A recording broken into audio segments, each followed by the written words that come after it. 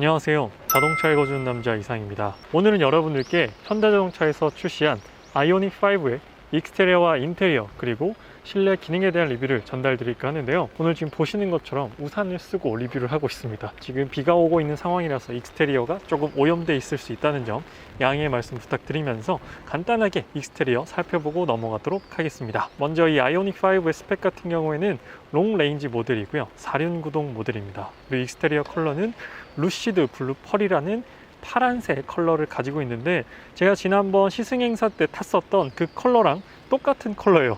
제가 블루 컬러랑 인연이 많은가 봅니다. 그래서 제가 이 차를 시승하면서 정말로 많은 분들의 시선을 받았습니다. 그 어떤 차량들보다도 많은 분들의 시선을 받았는데, 아무래도 일반 내연기관 차량들 대비 외모가 완전히 다르다 보니까 많이 주목을 받은 것 같은데요. 그래서 아이오닉 5의 크기에 대해서 궁금해 하시는 분들이 상당히 많습니다. 그런데 크기 같은 경우에는 생각보다 큽니다. SUV는 아니지만 확실히 세단이나 해치백 모델보다는 훨씬 더 커다란 크기를 가지고 있어요. 제가 제네시스 G70 옆에도 주차를 해봤는데 G70보다는 확실히 더 큰 크기를 가지고 있어서 크기적으로는 작아서 아쉽다라는 느낌은 크게 안 드실 것 같습니다. 거의 뭐 그랜저 옆에 세워놓더라도 크기적으로는 전혀 부족하지 않은 차량이 바로 이 아이오닉 5 차량이고요.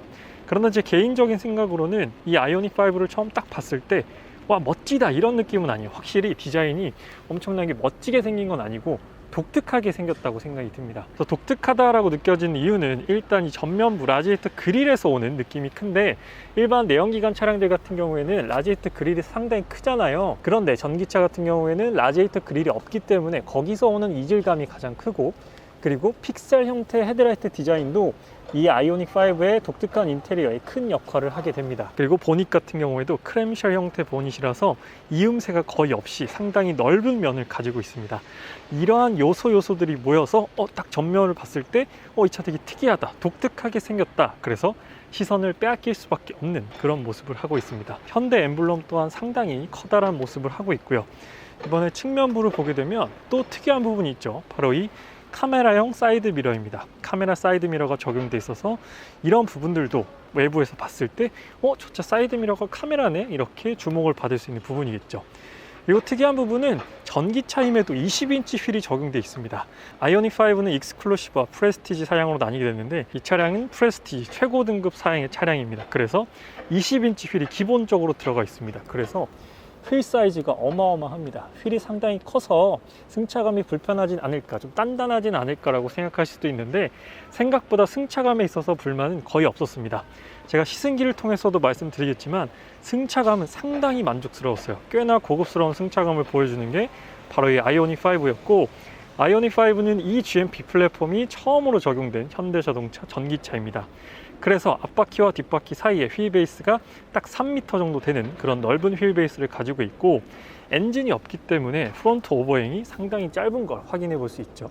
그리고 리어 오버행 또한 상당히 짧습니다. 그래서 일반 내연기관 차량들의 옆모습을 봤을 때 지금 바로 옆에 제네시스 모델이 있는데, 확실히 뭐 비교 차량은 아니지만 내연기관 차량과 보면 이 앞뒤 오버행이 상당히 긴 세단인데, 이 전기차 같은 경우에는 앞뒤 오버행이 상당히 짧다라는, 물론 경쟁 모델은 아니지만 비교를 통해서 한번 보여드렸고, 그 옆을 보면 굉장히 이런 각들이 살아있는 걸 확인해 볼 수 있습니다. 캐릭터 라인도 선명하고요. 그리고 플러시 타입 도어 핸들은 독특하게 돼 있어요. 이게 지금 제가 손이 없어가지고 이게 뭐 S클래스처럼 이렇게 전체적으로 나오는 건 아니고 앞에가 들어가면서 뒤에가 튀어나옵니다. 제가 지금 한 손에 우산을 잡고 있어가지고. 그래서 뒷모습을 한번 보면 앞모습도 유니크하지만 뒷모습도 굉장히 유니크해요. 사실 저는 앞모습보다는 뒷모습이 더 마음에 듭니다. 뒷모습이 훨씬 더 아이오닉 5라는 이런 미래지향적이고 아이코닉한 디자인을 살렸다라고 생각이 드는데, 일단 특이한 부분은 여기 리어 스포일러 같이 돼 있어요. 그리고 저희가 뚫려 있습니다. 그래서 여기는 따로 와이퍼가 없어요. 지금 비가 오는데도 불구하고 리어 와이퍼가 없습니다. 그래서 주행을 하다 보면 이 사이로 이렇게 바람이 통해서 조금 물을 밑으로 이렇게 밀어주는 그런 역할을 하게 됩니다. 그래서 저기 리어 스포일러 방식으로 뚫려 있게 되고요. 그리고 여기 있는 리어 램프도 상당히 독특하게 디자인되어 있고, 아이오닉 5라고 이렇게 각인이 되어 있습니다. 붙어 있어요. 그리고 하단부 머플러는 당연히 없어요. 전기차이기 때문에 머플러는 당연히 없고, 그래서 제가 가장 좋아하는 아이오닉 5의 뷰는 바로 이 포인트입니다. 이 포인트가 아이오닉 5가 가장 매력적인 모습이 아닌가 싶어요. 사실 저는 전면부는 그렇게 만족스럽진 않고 이 측후면부, 여기 있는 요 뷰가 가장 마음에 듭니다. 이 차량의 20인치 큰 휠도 보여주고 상당히 각져 있는 여기 요 부분과 이 리어 스포일러 그리고 테일램프의 유니감들이 한눈에 담기는 뷰가 바로 요 뷰라서 그런지 저는 요 모습이 제일 멋지더라고요. 그래서 간단하게 익스테리어 살펴봤고요. 네, 우산을 접고 이번에는 인테리어를 살펴보도록 하겠습니다. 이렇게 도어 핸들은 이런 방식으로 튀어나오게 돼요. 근데 열 때 아무래도 조금 불편하긴 합니다. 네, 뒤에를 열 때는 이렇게 하고 네, 이렇게 뒤에를 당겨서 열어야 돼요. 그리고 뒤에가 안 튀어나오네요. 뒤에가 안 튀어나와요. 열기를 눌러서 이러면 튀어나옵니다. 실내 모습인데 실내 타서 지금 비가 오니까 말씀드리도록 하겠습니다. 네, 아이오닉 5의 실내 딱 타면 일단 이렇게 디자인이 되어 있는데 특이한 부분은 이 핸들 중앙 부분에 현대자동차 로고가 없죠. 그래서 이게 굉장히 특이한 부분이고 여기도 픽셀 형태로 디자인이 되어 있습니다. 그리고 제가 이 차를 운전하면서 느꼈던 부분은 일단 전방 시야가 상당히 좋습니다.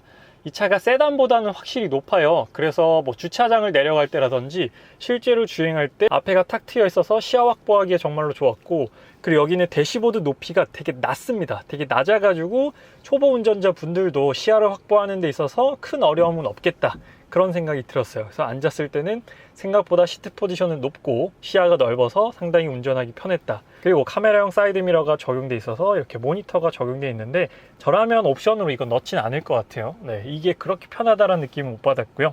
여기 도어 캐치 손잡이 마련돼 있고 여기 하단에서는 좌우측 사이드미러 방향 조절할 수 있는데, 방향 조절하게 되면 어떻게 되냐면 이렇게 요게 움직이진 않습니다. 디스플레이가 움직이진 않고요. 이렇게 카메라의 각도만 움직이게 됩니다. 그리고 네, 문 잠그고 문 열고요. 오토 윈도우 마련되어 있는데 뒤에 두 개는 오토 윈도우가 아니에요. 앞에 두 개만 오토 윈도우로 되어 있고요. 네, 윈도우는 여기 이중 접합률입니다. 또 가장 칭찬하고 싶은 부분이 바로 이 아이오닉 5의 정숙성이에요.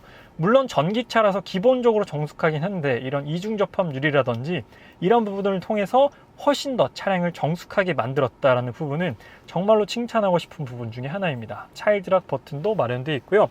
여기 네, 시트 메모리 버튼이 저 안쪽에 숨겨져 있어요. 이 안쪽에 숨겨져 있어서 이건 위치가 조금 불편하게 되어 있습니다. 그리고 왼쪽에서는 네, 헤드라이트 각도 조절하게 되고 오토홀드, 그리고 전자식 사이드 브레이크, 차체 유지 제어 장치 끄는 버튼과 트렁크 열고 닫는 버튼 마련되어 있습니다. 그런데 아이오닉 5 같은 경우에는 오토홀드를 쓸 일이 거의 없었습니다. 왜 그러냐면 제가 시승기에서도 자세히 말씀드리겠지만 회생제동을 가장 강력하게 걸면 원 페달 드라이빙, 아이오닉 5에서는 I 페달이라고 나오게 됐는데 I 페달을 사용하게 되면 오토홀드를 거의 쓸 일이 없습니다. 이 부분 궁금하신 분들은 제 시승기를 참고해 주시면 좋을 것 같고요. 페달 같은 경우에는 메탈과 고무가 합쳐져 있는 소재로 되어 있어서 상당히 깔끔한 느낌을 안겨주게 되고요. 계기판과 디스플레이 같은 경우에는 듀얼 스크린으로 마련되어 있습니다. 그런데 베젤이 화이트라는 점이 조금 독특한 부분인데 이 화면은 화이트로도 바꿀 수 있고 블랙으로도 바꿀 수 있어요. 근데 저는 블랙을 개인적으로 선호해서 지금 화이트에서 블랙으로 바꿔놨는데 블랙이 좀 더 선명하게 잘 보이는 것 같긴 합니다. 그리고 디지털 계기판을 보게 되면 다양한 정보가 나오게 됩니다. 가장 중요한 건 아무래도 현재 갈 수 있는 거리와 왼쪽 하단에 남아있는 배터리의 잔여량이겠죠. 잔여량 같은 경우에는 제가 충전을 해놔서 지금 72%고요. 72%로 갈 수 있는 거리는 299km입니다. 이 차량은 롱레인지 4륜 구동에 20인치 휠이 적용된 모델이라서 1회 충전으로 갈 수 있는 거리가 370km 정도 됩니다. 그래서 생각보다 그렇게 먼 거리를 갈 수는 없어요. 그게 이 차의 가장 치명적인 단점이 아닐까 싶습니다. 이 GMP 플랫폼, 전기차 전용 플랫폼을 적용했음에도 불구하고 400km가 넘지 않는 1회 충전 주행 가능 거리를 가지고 있기 때문에 그것으로 하여금 이 차를 구매하기 망설여지는 요인이 아닌가 싶어요. 실제로 제가 이 차량을 받았을 때 배터리 양이 66%였고 156km 탄 차량을 제가 받았거든요. 그래서 딱 150km 출퇴근을 딱 이틀 했어요. 이 차량을 제가 지금 4일째 타고 있는데 이틀은 못 탔습니다. 왜 그러냐면 제가 충전하기 전에 89km, 80 몇 킬로밖에 안 남아 있었는데 출퇴근 왕복이 불가능한 거리수였습니다. 그래서 그냥 이 차를 두고 제 530i로 출퇴근했었는데, 그래서 오늘 휴무를 맞이해서 아까 충전 컨텐츠도 제가 찍었습니다. 그것도 여러분들께 전달 드리도록 할게요. 그래서 생각보다 주행거리가 넉넉하지 않다 보니까 이렇게 좀 자유롭게 운행하는 데 있어서 조금 아쉬움은 존재하는 것 같습니다. 핸들 왼편에서는 멀티미디어, 인포테인먼트 시스템과 관련된 버튼들을 조작할 수 있게 됩니다. 그리고 그 하단에는 드라이브 모드를 버튼으로 눌러서 돌아가진 않습니다. 버튼을 눌러서 총 3가지 모드를 조절할 수 있게 되고요. 길게 꾹 누르면 스노우 모드로 바뀌게 됩니다. 이건 겨울철에 한번 사용해 보고 싶은데 스노우 모드를 사용하게 되면 훨씬 더 트랙션이 안정적으로 바뀌는지는 제가 테스트를 해보진 않아서 모르겠고요. 이건 한번 궁금하긴 하네요. 과연 스노우에서는 확실히 안정적인 트랙션을 보여줄지.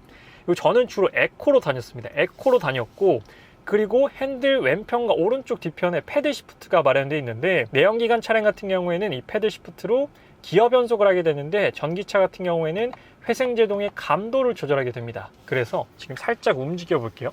살짝 움직여서 회생제동 감도가 조절되는 걸 보여드리면, 지금은 레벨 1 단계인데 이렇게, 지금 너무 제가 빨리 했네요.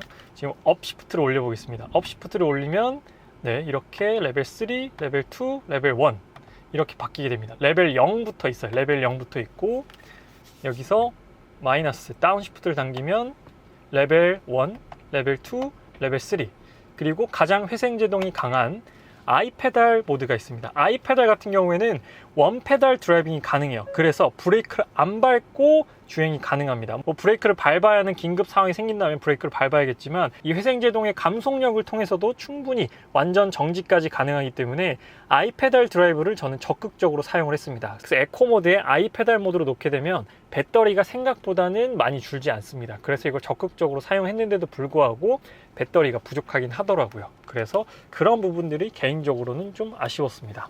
오른쪽에서는 반자율 주행과 관련된 기능들이 마련되어 있고요.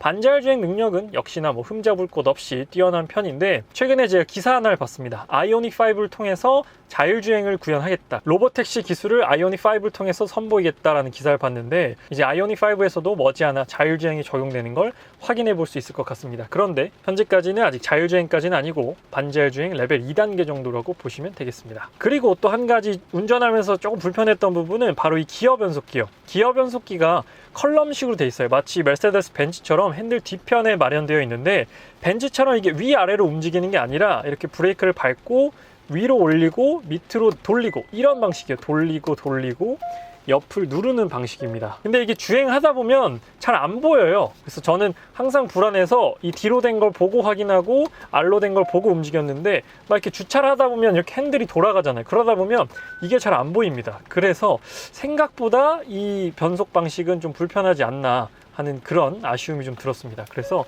여기 있는 건 별 불편한 것 같아요, 생각보다.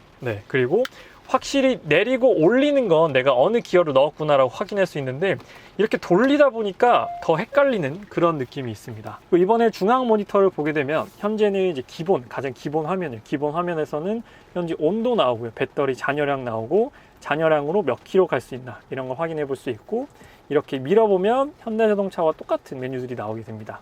그래서 EV 모드 누르게 되면 이제 전기차에만 있는 모드인데, 가까운 충전소 알려주게 되고, 배터리 양과 현재 에어컨을 켰을 때는 299km 갈 수 있고 껐을 때는 316km 갈 수 있습니다. 갭 차이가 조금 발생하죠. 그리고 V12도 방전 제한 몇 프로까지 제한할 것인가도 여기서 체크할 수가 있게 됩니다. 나머지 기능들은 기존 현대자동차랑 큰 차이가 없어요. 애플 카플레이 같은 경우에는 유선으로 지원을 합니다. 그래서 이렇게 선을 연결해야만 애플 카플레이를 사용할 수 있게 됩니다. 그래서 이런 부분들은 좀 아쉽죠. 무선으로 지원이 되는 게 아니어서 좀 아쉽긴 합니다. 그리고 여기 비상등은 정중앙에 누르기 편하게 되어 있어요. 송풍구는 가로형으로 길게 마련되어 있습니다. 이건 깔끔하게 되어 있고요. 여기서 볼륨 조절하고 맵, 내비, 미디어, 즐겨찾기, 튠 버튼과 카메라는 360도 카메라가 적용되어 있고요. 3D로도 볼 수 있는데, 사실상 3D는 거의 쓸모가 없어요. 거의 3D는 보지 않았습니다. 구현은 되게 터치감도 빠르고 좋은데 저는 주로 이 화면으로 많이 썼습니다. 그리고 하단에서는 이제 시동 거는 버튼 여기 마련되어 있고, 공조 세팅은 모두 다 터치로 사용할 수 있게 됩니다. 그런데 또 배터리 아끼려고 제가 계속 1단계로만 사용을 했었어요. 지금 2단계로 했는데, 여기서 또 좀 더 다양하고 디테일하게 메뉴를 조작할 수 있게 됩니다. 공기청정 기능이라든지 통풍 시트, 열선 시트, 그리고 싱크 버튼, 이런 부분들을 모두 다 조금 더 적극적으로 사용할 수 있게 되고요. 그리고 후석 열선 시트까지도 여기서 조절할 수 있게 됩니다. 이런 부분들도 잘 마련을 해놨어요. 패밀리카로 쓰기에도 큰 부족함 없게끔 옵션들을 잘 마련해놨고요. 오토 버튼, 바람의 방향 버튼, 바람 세기 조절하고 성해 제거하고 내부 공기 순환, 조수석에서도 온도 조절이 물론 가능합니다. 그리고 저 아래쪽에서는 이제 USB 포트 마련되어 있고 12V C거잭 마련되어 있고 C타입 USB가 없어요. 요즘 나오는 차인데도 불구하고 C타입은 없고 A타입으로만 제공하고 있습니다. 이 부분도 독특한 부분이죠. 그리고 이제 이 GMP 플랫폼 적용으로 인해서 플랫 플로어가 적용되어 있습니다. 그래서 여기 턱이 없습니다. 턱이 없어서 그냥 이렇게 옆으로 넘어갈 수 있어요. 이런 부분들이 장점이고, 그리고 유니버셜 아일랜드가 적용돼 있어서 이렇게 여기 있는 콘솔을 앞뒤로 움직일 수가 있습니다. 그런데 제가 뭐 쓰면서, 물론 저 주로 혼자 타서 그런 걸 수도 있는데 뭐 큰 이 콘솔의 장점을 느끼지 못했습니다. 굳이 뭐 움직이면 더 편하겠지만 꼭 움직여야 했나라는 그렇게 큰 장점 못 느꼈고, 수납 공간은 상당히 넉넉하게 있어요. 컵홀더 2개, 요 안쪽 뭐 지갑도 놓고 마스크도 잠깐 놓고, 무선 충전은 여기 있습니다. 근데 애플 카플레이 쓰면 충전이 되기 때문에 여기도 충전 포트가 2개 있어요. 근데 아무리 찾아봐도 C타입은 없습니다. C타입은 전혀 없고 팔걸이 마련돼 있고요. 여기 조수석 옆에 보게 되면 뒷좌석 시트를 이렇게 전동으로 움직일 수 있습니다. 따로 옆좌석을 움직일 수는 없어요. 뒷좌석 좌우 조절할 수 있게 되고, 이 버튼 통해서는 릴렉션, 컴포트 시트까지 조절이 가능합니다. 그래서 뭐 소위 말해 무중력 시트라고 말하죠. 이렇게 완전히 옆좌석을 편안하게 눕혀줄 수 있는, 그래서 천장을 보게 되면 여기 있는 와이드 선루프를 통해서 이렇게 비가 올 때는 또 되게 편하게 누워서 빗소리도 들으면서 약간 쉴 수도 있겠죠. 운전석도 물론 가능합니다. 운전석도 릴렉션, 컴포트 시트가 가능해요. 원터치로 누워지고, 그리고 만약에 더 눕고 싶으시다 하시면 이 시트를 더 뒤로 밀 수도 있어요. 근데 그러면 여기가 이렇게 부딪힙니다. 개입이 돼요. 그래서 이 릴렉션 컴포트 시트 같은 경우에는 둘이 탔을 때만 가능해요. 뒤에 사람이 있으면 이렇게 하면 안 되겠죠. 뒤에 사람이 상당히 불편할 테니까 다시 이렇게 앞으로 밀면 다시 원상복귀가 가능합니다. 그리고 여기 레그 서포트, 이제 종아리를 지지해주는 레그 서포트까지 있다는 게 거의 뭐 S클래스에만 있는 그런 기능들인데, 그게 아이오닉 5에 있다는 게 조금 독특했죠. 새로운 시도였다라고 생각이 듭니다. 확실히 누워있으면 편하긴 편해요. 그리고 상단에는 실내 조명이 마련되어 있는데 이 터치 타입이에요. 그리고 여기 실내 조명 한 번에 다 켜는 버튼, 선루프는 따로 개방할 수는 없습니다. 개방할 수는 없어요. 그냥 선쉐이드만 이렇게 닫고, 근데 선쉐이드는 양쪽에서 이렇게 다가옵니다. 열릴 때는 양쪽으로 열리고요. 이 선루프를 아예 열 수는 없어요. 이걸 열 수는 없습니다. 그리고 빌트인 캠 적용되어 있고요. 하이패스는 여기 마련되어 있습니다. 블루링크랑 SOS 버튼도 마련되어 있고요. 천장은 베이지색, 스웨이드는 아니에요. 스웨이드는 아니고 일반 직물 같은 걸로 되어 있습니다. 룸미러도 베젤이 있는 타입이에요. 베젤리스는 아닙니다. 헤드업 디스플레이도 마련되어 있는데요. 헤드업 디스플레이 증강현실이 가능하다고 하는데, 그 증강현실이 뭐 그렇게 막 우와 감탄사가 나올 정도의 증강현실은 아니고요. 그냥 뭐 있으나 없으나 한 그런 정도의 증강현실이라고 보시면 됩니다. 그리고 스피커 같은 경우에는 보스 사운드가 옵션으로 들어가 있어요. 보스 사운드가 들어가 있어서 스피커 음질은 상당히 좋은 편입니다. 이번에는 운전석 릴렉션 컴포트 시트를 한번 눌러볼게요. 그래서 시트가 이렇게 뒤로 쭉 밀리면서 이제 이렇게 눕혀줍니다. 눕혀줘서 지금처럼 비가 올 때는 헤이지에 비도 오고 그래서 이런 노래를 들으면서 차에서 약간 운치를 즐기면서 편안히 쉴 수가 있겠죠. 그래서 여기 종아리 받침대가 나와서 상당히 편해요. 정말로 편하고, 그리고 지금 이 정도 각도가 있는데 더 눕힐 수도 있습니다. 완전히 더 눕히게 되면, 그런데 여기 뒷좌석 시트가 이렇게 눌려요. 그래서 장시간 있으면 시트 변형이 올 것 같은 그런 느낌도 있습니다. 그래서 이런 부분들은 좀 아쉽고, 뒷좌석도 플랫 플로어예요. 여기 완전 평평합니다. 따로 턱이 없어요. 그래서 여기 뒷좌석이랑 개입이 된다라는 부분은 조금 아쉽게 느껴지는 부분이긴 합니다.